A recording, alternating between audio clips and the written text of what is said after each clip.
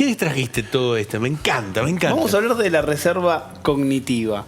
La reserva cognitiva es la capacidad que tenemos de almacenar en nuestro cerebro un montón de aprendizajes para utilizarlos en las experiencias que vamos a ir viviendo, o sea, para desarrollarnos.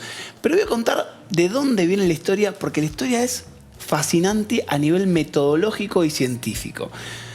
Hay algo muy raro, pero es que la ciencia tiene una fascinación por las monjas de claustro.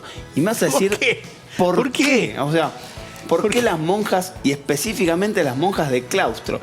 Y las monjas de claustro tienen algo particular. Tienen una vida muy similar entre todas ellas. Son un grupo muy homogéneo y controlado, por lo cual es muy fácil seguir su vida en un antes y un después. Antes de comenzar tenían una vida, pero después, durante el claustro, todas hacen la misma rutina. Entonces hay mucho compromiso entre la iglesia y la ciencia, algo a priori medio raro, pero para ceder los cerebros de las monjas que estuvieron encerradas por decisión propia, al final de su vida. Y lo que analizaron fue cómo estaban esos cerebros, ¿sí? O sea, tomaron cerebros... Agarraron las monjas, se murieron y estudiaron los cerebros de las monjas, para decirlo así brutamente. Básicamente le sacaron el cerebro, los donaron a la ciencia y analizaron esos cerebros. Y observaron que habían cerebros que tenían mucho deterioro. O sea, que tenían, por ejemplo, casi la patología de una enfermedad de Alzheimer. O sea, estaban muy deteriorados. Y había cerebros que estaban muy bien. Pero cuando fueron a analizar los registros, observaron que esas monjas no habían evidenciado síntomas de deterioro cognitivo. Entonces la pregunta es, ¿cómo estas personas que tienen un cerebro con ese deterioro anatómico, o sea que le faltan partes, que está muy envejecido, no evidenciaban ninguna patología? Entonces, esa es la primera pregunta que disparan a estos científicos a estudiar no el proceso durante el cual estuvieron en el claustro, sino qué pasó antes de entrar al claustro. Entonces empiezan a estudiar todos los registros, las cajas que ellas dejan parte de su vida cuando se meten en el claustro, y empiezan a analizar textos, las cartas que escribían, qué formación educativa tenían, si habían viajado, si no habían viajado, si tenían muchas amigas. Empiezan a analizar parte de la historia y empiezan a observar algo que es maravilloso, que es que las monjas que habían tenido una vida mucho más fructífera, que habían aprendido más cosas, que tenían más vínculos sociales antes de entrar a la iglesia, a ese claustro, eran las que tenían el cerebro más deteriorado, pero no tenían síntomas. Para que es fantástico esto. Vos estás en casa, ¿no? Estás en casa. Tenés 75, 80 años. Por ahí tenés el cerebro, que es la edad, que lo tenés anatómicamente por 75, 80 años. Pero si tuviste una vida muy activa, pongamos la educación, no solamente educación, o sea, activa, no tenés síntomas de deterioro. Podrás protegerte de esos síntomas. Vamos a explicarlo de una manera, un experimento mental y recontra mega hipotético, pero que puede servir para poder entender esta evidencia científica de forma recontra simple. Por eso tenemos dos muñecas gemelas, ¿sí? O sea, dos muñecas gemelas que nos pueden hacer como de sujetos experimentales ficticios. Imaginemos que estas dos muñecas gemelas son clones, son exactamente iguales. O sea, nacieron con los mismos genes, juegan con los mismos jugadores mentales y genéticos. Imaginemos que por una cuestión de la vida se separan, ¿sí? Una se va conmigo, una se va con vos y otra se va conmigo. Esta muñeca, la tuya, tiene la oportunidad de hacer una vida quizás extraordinaria en lo educativo. Hace la primaria, hace la secundaria, llega a la universidad, puede quizás estudiar idiomas, puede tener la oportunidad de irse de viaje. Imaginemos que todos esos aprendizajes y esas vivencias las escribe en el libro del cerebro, ¿sí? Porque nuestro cerebro guarda información en las neuronas. Para simbolizar, es como si vos estuvieses escribiendo: hoy me fui a tal lado, hoy hice tal cosa. O sea, entonces esa muñeca, esa mujer, va a escribir muchísimas hojas a lo largo de su vida. Que van a estar guardadas en su cerebro. Entonces, ese libro que simboliza el cerebro va a estar cargado de información. Va a tener hojas y hojas de historias, de anécdotas, de aprendizajes, de vivencias, ¿sí? En cambio, esta no tuvo la misma suerte. Por las cosas de la vida, por el ambiente, por la situación económica, por la situación cultural, no pudo completar los estudios secundarios. Pobre pequeña, mira. Tenía las mismas oportunidades genéticas, pero no lo pudo hacer. Entonces, si lo simbolizamos en este libro mental, este sujeto experimental, esta niña, a lo largo de su vida pudo escribir pocas hojas, ¿sí? O sea, no pudo escribir muchísimas. Cuando llegan a adultas mayores, empezamos a notar que nuestro cerebro empieza a tener ausencias de capacidades cognitivas y básicamente se mueren neuronas. Y para simbolizar esa muerte de neuronas,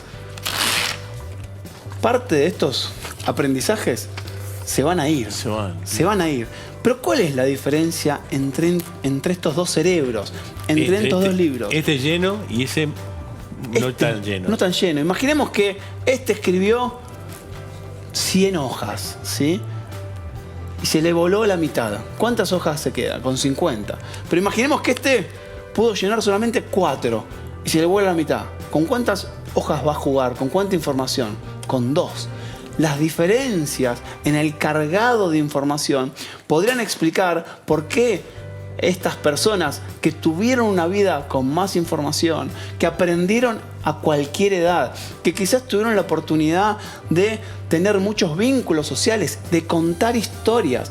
El valor de contar historias es alucinante. O sea, cuando uno se sienta con... Yo tuve la oportunidad de disfrutar a mi abuela un montón, a mis dos abuelas un montón, Hermelinda y la abuela China, que vivieron muchísimos años. Mi abuela vivió 104 años, muy longeva, y mi abuela me contaba historias fabulosas. Sí. Además fue como, nunca tuvo ninguna enfermedad, no veía sin lentes, era una cosa excepcional, pero mi abuela China contaba historias con mucho detalle, y escucharla era un placer porque no solamente me contaba información que me perteneció a mi familia, sino que ella evocaba recuerdos. Entonces, digo, generar esos fomentos, las sociedades de fomentos, los viajes en los clubes, eso es hojas del libro de la vida que tenés que escribir. Una cosa importante es que el libro lo puedes escribir a cualquier edad. A cualquier edad. Obviamente, cuando sos más joven, la mano la tenés más rápida. O sea, y tenés más posibilidades. Pero no significa que no puedas cumplir con esa habilidad de aprender. Puedes aprenderlo en cualquier momento. Y además de la educación, está la actividad física, la actividad lúdica, lo social. Tarta, o sea, lo social es fundamental.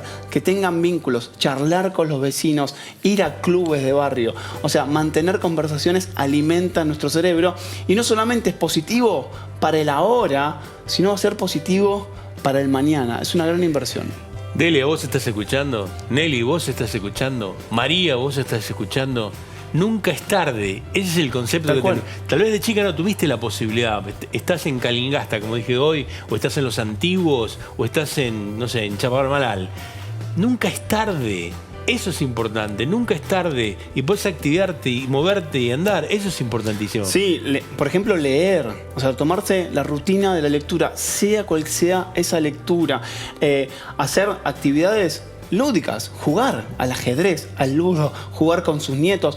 Esas actividades que parecen algo que quizás cuando empezamos a ser más grandes como que las despreciamos, no es tan importante. Quizás, bueno, no tomar determinados conceptos que vemos en las redes sociales y vincularse con las personas, aprender más, eso nos puede neuroproteger. Me encantó algo que dijiste, Fabricio, es contar historias. Contar historias. Hay gente que cuenta historias y recuerda como a tu abuela China era, sí. Tu abuela China, que contaba historias que con una precisión increíble. Yo tuve un docente, recuerdo hasta la clase, un docente en Sociedad de Estado, en Pensamiento Científico, en el CBC de la Universidad de la UBA, que me dijo, la vida se termina cuando uno no tiene que contar. Y me quedó grabado ese concepto. Yo tenía, no sé, 17, 18 años y me pareció fabuloso porque, digo, cuando uno vive experiencias y tiene ganas de contar cosas, está con vida. Entonces, digo, buscar a los abuelos, buscar a los tíos, buscar ese vínculo que no solamente esté en las redes sociales, en los teléfonos. O sea, vincularnos entre nosotros nos ayuda no solamente a tener un bienestar social y familiar, sino nos ayuda mentalmente. Esta la voy a llamar Sarita porque se le... Qué raro. Qué raro, ¿no? Qué raro. Pero la verdad que estoy fascinado con esta historia porque creo que mucha gente que está en su casa, muchas personas que están en su casa, abuelas, tías, primas, y que vos los estimules a decir, bueno, Andá al club de jubilados, andá al club de amigos, salí a caminar, andá a pasear el perro, habla con la vecina, esas actividades sociales. Sí, mucha gente no se las permite a veces. ¿Por qué voy a hacer un curso de tal cosa? ¿Por qué no me voy a meter en un viaje de una sociedad de fomento? Y después, cuando lo vivieron y pasaron esa barrera mental, se les abrió un universo. Creo que pensémoslo como una forma de cultivar nuestro cerebro, no solamente, repito, para vivir un momento alucinante, que es permitirse vivir, sino para el futuro. A mí me pasó algo muy parecido a lo que vos contás, que cuando yo estaba en quinto año del Instituto Libre de Segunda Enseñanza, el rector se llama Osvaldo Ludet, tenía 92 años, y sale, y yo le digo, le cuento, me parecía increíble, yo tenía 17, increíble que usted venga a trabajar, y me dijo, mientras yo tenga luz en la azotea y tenga ganas de hablar, voy a seguir viniendo, y era fantástico. Lo mismo le pasaría a Hermelinda de Achina. Tal cual. Sí, el trabajo mental. Mi abuela Hermelinda, mi abuela Herme, que era muy famosa en redes sociales porque mi hermana la filmaba, era muy divertida, pero mi abuela pintaba. O sea, pintó y empezó a pintar de grande, o sea, a los 50, a los 60 años, y su vida fue el arte cuando antes no había tenido esa posibilidad por el trabajo, básicamente. Entonces, quizás a determinadas edades se nos libera determinadas cargas que podemos cumplir con salir a caminar, ir a pintura, ir a cerámica. Hay otros vínculos y sobre todo la lectura de lo que sea. Alimentar el cerebro con historias para contar creo que puede ser un gran mensaje muy simple, económico de implementar. La verdad que es un placer, creo que, ¿dónde estoy acá? Espectacular. Fabricio, esto lo van a poder encontrar nuevamente en las redes sociales, creo que es muy importante, son secciones, columnas, staff de Médico Familia que hacen bien. Nosotros somos un programa de servicio amable, el cual tratamos de ayudarte más allá y con ejemplos claros. Mira que trajeron 2 muñequitas divinas, que es una gran trabajo de Fabricio. De la producción. Y de la producción, pero bueno, y el cuaderno, llenalo, quiero terminar con esto, el cuaderno llenalo, así tengas 90, seguilo escribiendo, no lo dejes de escribir. Sí, aprender es hermoso, aprender lo que sea es hermoso. Y es una oportunidad, sobre todo en un país que tiene educación pública y gratuita, creo que tenemos que aprovechar eso. Hay cursos de todo tipo, hay clases de cualquier cosa. Creo que todos los barrios tienen asistencias para poder participar de esas actividades, así que vayan a por ello, disfruten de esa parte de la vida que es alucinante. Mira, con eso termino, Maroto, antes de que me mates. Estaba en Río Turbio, es una ciudad en la cual Dardo tiene su familia. Y me contaba la actividad que hace su mamá Graciela, que va a la parroquia, que tiene actividad, que está. Y me parece que en cada lugar del país hay un lugar donde vos podés ir para llenar tu cuaderno y seguir llenándolo y tener esa, por ahí es un término difícil para vos, reserva cognitiva, ese equipo de suplentes que tenés para salir a la cancha hablando en fútbol cuando tenés que salir. Tal cual. Se puede. Se puede. Tal cual. Un placer. La verdad. Gracias, que un placer.